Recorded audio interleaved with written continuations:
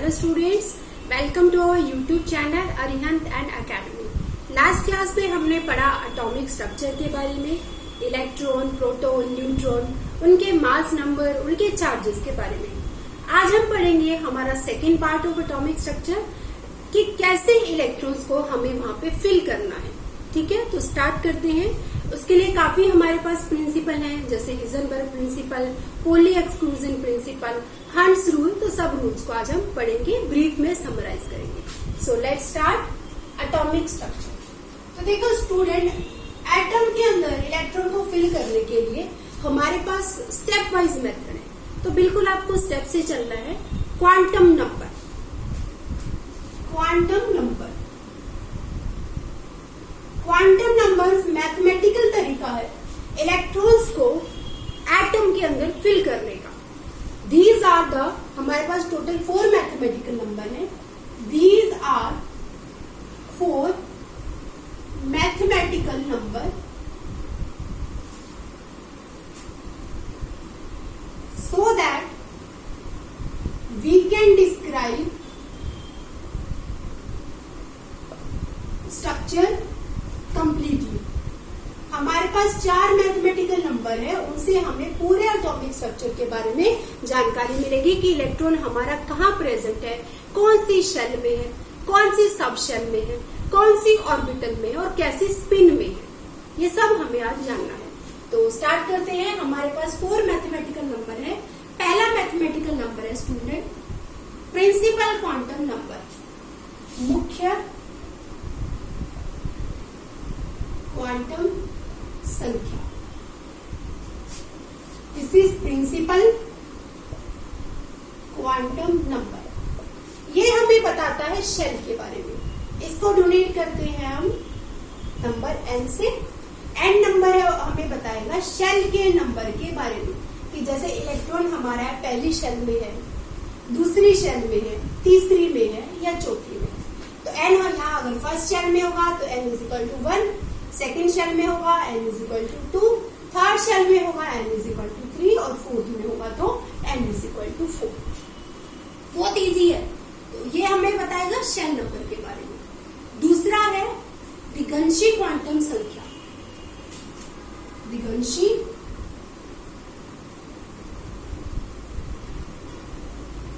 Quantum संख्या। इसके कई नेम है। Azimuthal quantum number, subsidiary quantum number या सेकेंडरी क्वांटम नंबर।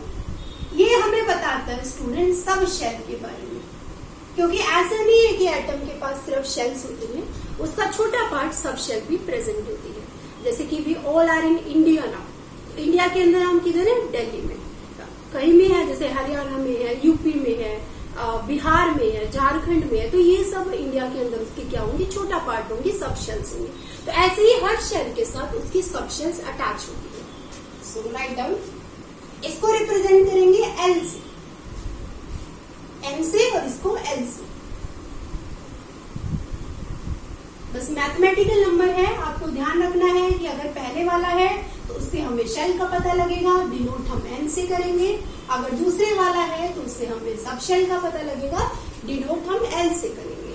और इम्पोर्टेंट बात स्टूडेंट, जितनी शेल्स होती हैं उतनी ही नंबर ऑफ सब शेल्स होंगी। जितनी शेल्स प्रेजेंट होती हैं उतनी ही सब शेल्स होगी। मैथमेटिकल तरीका है एल निकालने का 0 to n-1। अगर हम पहली शेल की बात कर रहे हैं या हम दूसरी शेल की बात कर रहे हैं, तीसरी या चौथी, तो पहली शेल में कितनी सब शेल होंगी? अभी तो बताया, जितनी शेल उतनी ही सब शेल। तो एक ही सब शेल होगी, तो एल निकालो, कितना आएगा? 0 to n-1, 1 माइनस 1, 0। तो L इज इक्वल टू 0 का मतलब ये नहीं है कि सब शेल नहीं है। L इज इक्वल टू 0 एक पहली सब शेल होती है। L इज इक्वल टू 0 एक नंबर है, वो बताता है हमें कि ये फर्स्ट सब शेल है। So this is our first sub shell. इसे बोला जाता है S। ठीक है, दूसरी शेल में देखो कितनी सब शेल्स होंगी? अभी बताया जितनी शेल्स होंगी उतनी ही सब शेल्स होंगी। कितनी शेल्स हैं? 2। तो सब शेल्स भी कितनी होगी, L is equal to 0 to n-1, L is equal to 0 to 2-1, L is equal to 0 to 1, और 0 से 1 जाएंगे 0 and 1। कितनी सब शेल्स आ गई। अब ये मत बोलना कि 0 नहीं, ये हमारी फर्स्ट सब शेल है और ये हमारी सेकेंड सब शेल है। इसका नेम हम जानते हैं एस, दूसरी का नाम है P। Third, N is equal to 3, N is equal to 3 के लिए हमारे पास 3 सब शेल्स होंगी। फॉर्मूला है L is equal to 0 to n-1, L is equal to 0 to 3-1, 0 to 2, जैसे स्केल पे बनाते हो आप, 0, 1, 2। कितनी सब शेल्स हैं, पहली S, दूसरी P, तीसरी इसको बोलेंगे D। 3 सब शेल है और शेल भी कितनी थी, 3। तो हमारा ये फॉर्मूला हमेशा वैलिड होगा कि जितनी शेल्स होती हैं उतनी हमारे पास सब शेल्स होती है। N इज इक्वल टू 4 में देखो स्टूडेंट, फॉर्मूला आएगा सब शेल के लिए L is equal to 0 to n-1, L is equal to 0 to 4-1, 0 to 4-1 में देखो कितना आ जाएगा, 3। तो 0, 1, 2, 3 ये हमारी पहली sub shell, L is equal to 1 हमारी दूसरी सब शेल, ये तीसरी सब शेल और ये हमारी फोर्थ सब शेल। ऐसे आगे बढ़ता जाएगा। Note down.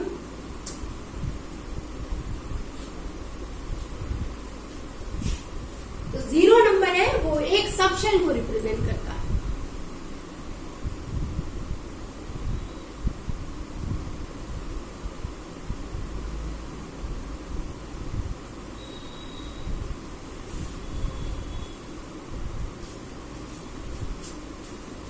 क्लियर है। इसको जरा एटम स्ट्रक्चर में बना के देखते हैं। पहली शेल में कितनी सब शेल आई, 1। दूसरी शेल में कितनी सब शेल आई, 2। थर्ड शेल में कितनी सब शेल आई, 3। फोर्थ में कितनी सब शेल आई, 4।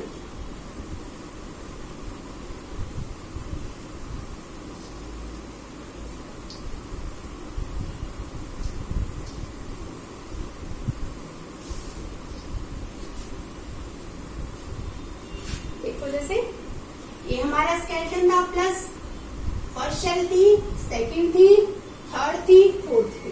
फर्स्ट में कितनी सब शेल आ रही थी, एक ही आ रही थी, कौन सी, 0, मतलब 1s। सेकंड में कितनी सब शेल आ रही थी, 2, s और p, 0 और 1, तो s और p नाम होगा 2s और 2p। पहले शेल नंबर लिखेंगे n, उसके बाद सब शेल नंबर लिखेंगे l। थर्ड में कितनी सब शेल आ रही थी, 3, कौन कौन सी, 0, 1, 2, s, p, d, तो 3s, 3p, 3d। फोर्थ में कितनी सब शेल आ रही थी, 4 आ रही थी, 0, 1, 2, 3, s, p, d और f। कैसे लिखेंगे, 4s, 4p, 4d और 4f। ठीक है। अब थर्ड मैग्नेटिक क्वांटम नंबर, पहले ने हमें शेल के बारे में बताया, सेकंड में हमें सब शेल के बारे में बताया, थर्ड हम पढ़ेंगे इनके ऑर्बिटल के बारे में। Write down. Third is magnetic quantum number, चुंबकीय क्वांटम संख्या।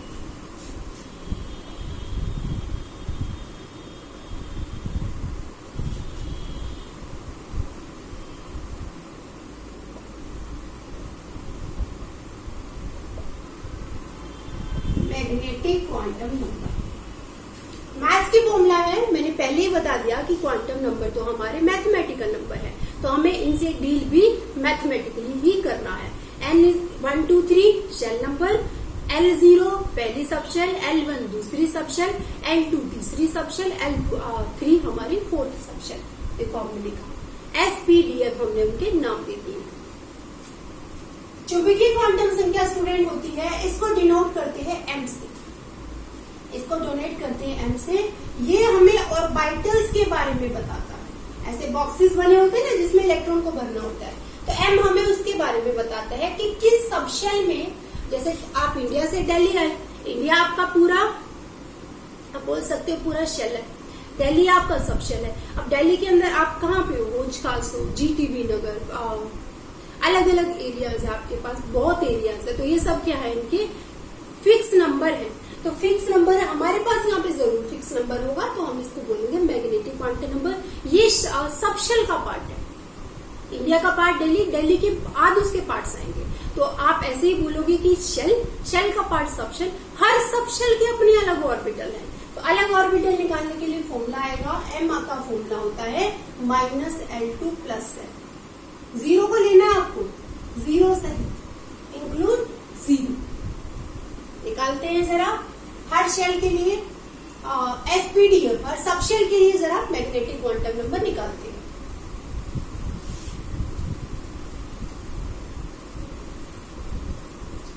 सबशेल हमने सीखा 4 के बारे में, यही हमारे सिलेबस में है, इससे ज्यादा आपसे नहीं पूछा जाएगा। L = 0 आपकी कौन सी सबशेल थी? S। L = 1 कौन सी सबशेल थी? P। L = 2 आपकी थी D और L = 3 आपकी थी F। ठीक है, L = 0 S P D और यहाँ पे आपके पास आ जाएगा F। अब M निकालने का फॉर्मूला होता है -L से +L।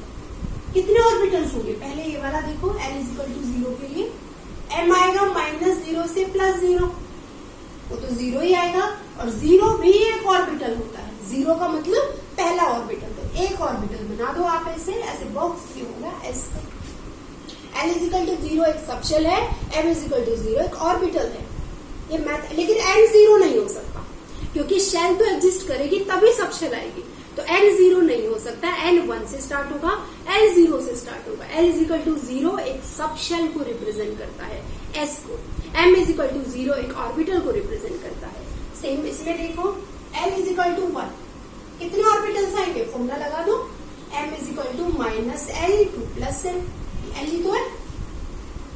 जब -1 से +1 जाते हैं, जैसे ग्राफ बनाते हो आप, ऐसे तो बनाते हो, तो कितने ऑर्बिटल्स हो गए? 1 2 3, 3 ऑर्बिटल, -1 वाला, 0 वाला और प्लस वाला। तो इसको बोला S, इसको बोला P। P में कितने ऑर्बिटल है? टोटल 3 है। What about D? D में L की वैल्यू है 2। M निकालो इसके लिए, -2 2 + 2, -2 -1 0 +1 +2। कैलकुलेट, गिनो जरा, 1 2 3 4 5, तो 5 ऑर्बिटल्स आ जाएंगे। ना -2 -1 0 +1 +2। L = 3 के लिए कैलकुलेट कीजिए, कितने ऑर्बिटल्स आएंगे?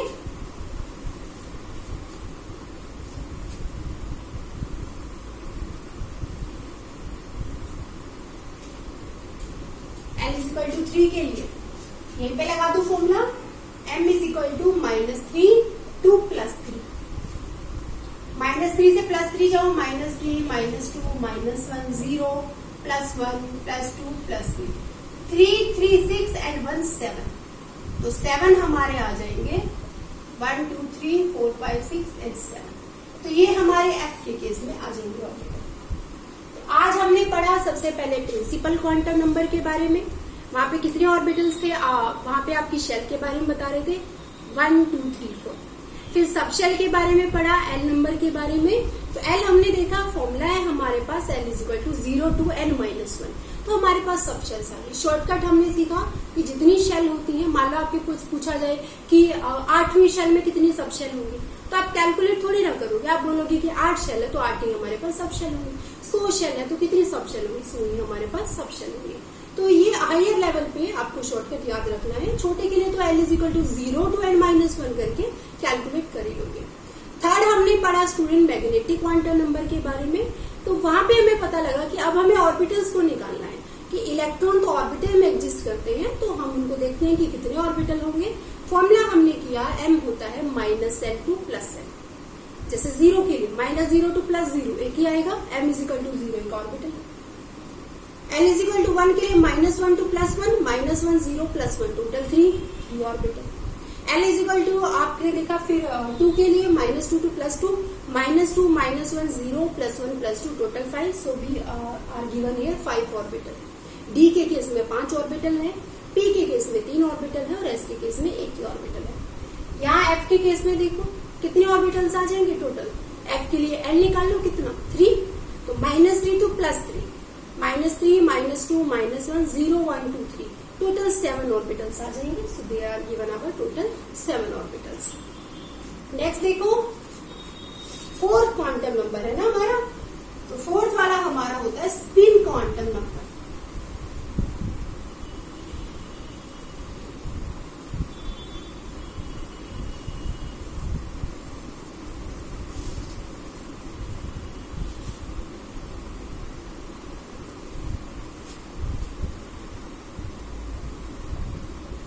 चक्रण क्वांटम संख्या, spin quantum number. Spin quantum number बताता है कि एक ऑर्बिटल के अंदर इलेक्ट्रॉन कैसे प्रेजेंट है। अपवर्ड भी प्रेजेंट हो सकता है, डाउनवर्ड भी प्रेजेंट हो सकता है। तो देखो कुछ बुक्स में लिखा होता है प्लस हाफ का मतलब अपवर्ड, माइनस हाफ का मतलब डाउनवर्ड, ऐसा नहीं होता। आपको देखो इलेक्ट्रॉन अगर क्लॉकवाइज में घूम रहा है या एंटी क्लॉकवाइज में घूम रहा है, आप एक को चूज कर लो। अगर ये प्लस हाफ है तो दूसरा आपको माइनस हाफ देना, या अगर आप इसको प्लस हाफ दे रहे हो तो आप इसको नंबर माइनस हाफ दोगे। माइनस और प्लस ये बताते हैं कि ये दोनों अपोजिट स्पिन में होंगे। आप इनको ऐसे भी रख सकते हो, गलत नहीं है ये, ठीक है। लेकिन ऐसे रखने का तरीका कि दोनों को एक ही साइड में रख दो, ये गलत है। क्योंकि इलेक्ट्रॉन हमेशा, ये एरो क्या है, ये इलेक्ट्रॉन है, अभी सिखाते हो कैसे इलेक्ट्रॉन को भरते हैं। तो या दोनों को डाउनवर्ड कर दो तो वो भी हमारे लिए गलत होगा। तो एक अप होगा एक डाउन होगा। अगर ये प्लस हाफ है तो दूसरा माइनस हाफ, या ये प्लस हाफ है तो दूसरे को नंबर देना माइनस हाफ। मतलब स्पिन आप उन दोनों की हमेशा अपोजिट होंगे। Note down. अब हमारे पास रूल्स हैं कि कैसे हमें इलेक्ट्रॉन्स को अलग अलग ऑर्बिटल्स में फिल करना है। तो पहला रूल है पोली एक्सक्लूजन प्रिंसिपल। ये आया 1925 में। पहले इतना नोट कर लो, अच्छे से डिस्क्राइब कर लो।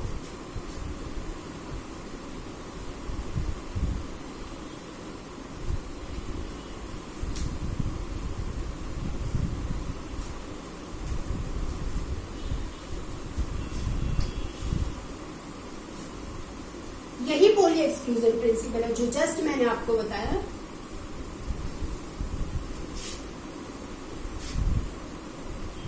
पाउली हिंदी में भी यही नाम है, एक्सक्लूजन प्रिंसिपल। ये कहता है नो टू कि क्वांटम नंबर्स की वैल्यू हमारी सेम नहीं होती। Write down. No two electrons can have same set of 4 quantum number। चारों सेम तो नहीं हो सकते क्योंकि स्पिन तो अलग हो ही जाएगी। अगर जैसे मैं बात करूं कि जैसे ये है दूसरी शेल का इलेक्ट्रॉन है 2 + 1 0 - हाफ। सेकेंड शेल 2 क्या है, सेकेंड शेल +1 मतलब कौन सी, 0 1 2 SP, ऐसे पहचान रहे। 0 था ना ये तो पहले शेल लिखेंगे, फिर सब शेल लिखेंगे, फिर ऑर्बिटल लिखेंगे, फिर उनका स्पिन लिखेंगे स्टूडेंट। ऐसे स्टेप से चलोगे। तो पहला 2 लिखा मतलब दूसरी शेल की बात कर रहे हैं। +1 हमने लिखा मतलब कि हम यहाँ पे 2p की बात कर रहे हैं। 2p के अंदर उसके कौन से ऑर्बिटल की बात कर रहे हैं, p के अंदर कितने ऑर्बिटल होते हैं, मैंने आपको बताया था टोटल 3 होते हैं। +1 या -1 0 +1। तब इस ऑर्बिटल की बात कर रहे हैं, ठीक है। तो कह रहा है कि दूसरा इलेक्ट्रॉन, यहाँ पे कितने ऑर्बिटल इलेक्ट्रॉन आ सकते हैं, एक ऑर्बिटल में मैक्सिमम 2 इलेक्ट्रॉन आ सकते हैं, ठीक है। आप देखो जरा कितने ऑर्बिटल है, कितने इलेक्ट्रॉन्स आएंगे मैक्सिमम। जैसे S है तो S में कितना इलेक्ट्रॉन, 2। P में कितना इलेक्ट्रॉन, 3 ऑर्बिटल है तो 6 इलेक्ट्रॉन। D में 5 ऑर्बिटल है तो टोटल 10 इलेक्ट्रॉन। तो एक इलेक्ट्रॉन ऐसे आएगा तो दूसरा अपोजिटली आएगा। तो अगर ये माइनस हाफ है तो दूसरा क्या हो जाएगा हमारे पास प्लस हाफ, अपोजिट हो जाएंगे।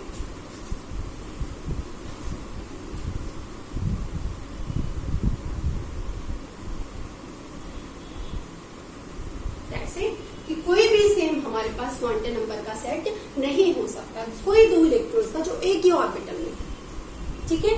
क्योंकि अलग अलग में होंगे तो देखो n बदल जाएगा, अलग शेल में होंगे तो n बदल जाएगा, अलग सब शेल में होंगे तो sp/df सब शेल बदल जाएगी। और सब शेल भी सेम है तो ऑर्बिटल चेंज हो जाएगा। और सपोज ऑर्बिटल भी सेम है तो 2 इलेक्ट्रॉन की स्पिन तो अलग हो ही जाएगी ना, एक प्लस हाफ होगा तो दूसरा माइनस हाफ होगा। तो या तो शेल अलग हो या सब शेल अलग हो, और मान लो एक ही एटम है, एक ही उसके ऑर्बिटल में फिल कर रहे हो, तो दोनों का जो स्पिन हो जाएगा वो अलग हो जाएगा। ठीक है, तो this came in 1925। Rest of the principle हम करेंगे पार्ट 3 में। ओके, देन हमारा चैप्टर कंप्लीट हो जाएगा। See you in next class.